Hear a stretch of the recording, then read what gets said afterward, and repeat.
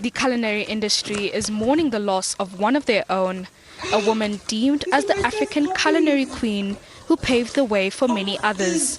Just a few months ago, Mum Dorah Sitole, as she was affectionately known, launched her book titled 40 Years of Iconic Food. In this video, she is seen beaming with pride after receiving her first copy. Oh, it's so good. Mum Dorah grew up in Soweto and started working straight after high school. She first worked as a junior home economist and then later trained as a cordon bleu chef.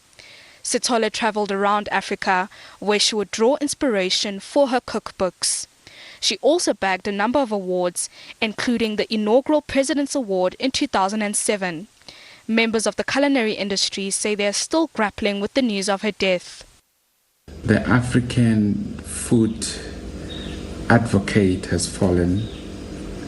It's a sad and it's still shocking to the industry and to so many people that admire her, that respect her, that love her personality and her attention to the African food as a whole. When I heard about the loss of Mum Dorah, I actually went and found my book that I've been compiling since I was 9 years old, because I was collecting her recipes all throughout her move days. Siyabonga kakhulu mama for just being there and paving a way and opening those doors for women in the culinary industry. Rest in peace, Mum Dorah Sitole. SABC's Trends Travel had an opportunity to speak to the late chef shortly after her book was launched in November 2020.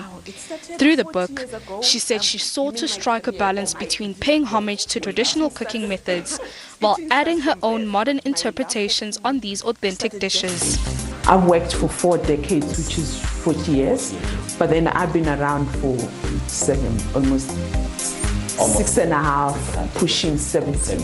So I thought, let me bring out a book that represents the whole spectrum of my life, from my childhood to when I was growing up in Niger, to my days in Soweto, to when I got married and then started working in food, and then started traveling Africa and then traveling the world. And then the last chapter, which is the 7th chapter, is, I call it my encore years, which just means I just feel Gucci life has given me a second chance. I mean, I'm supposed to be retired, but here I am still working. So it's almost like food was like, encore, do it again. So I'm back cooking again. So it's 7 chapters. It's 7 chapters divided into each decade of my life. There's a lot of young upcoming chefs. Lizzie Makoti, I think also Abozola, Siba, Lona Masego, Chef D, yes, yeah. And you've been around for all these decades. They're also like great chefs and cooks. So are you learning anything from them? Are they learning anything from you? Well, they tell me, Gucci, they've learned a lot from me. They keep emphasizing, Gucci, I actually opened the doors for them. And because, I mean, when I started the True Love, it was just me.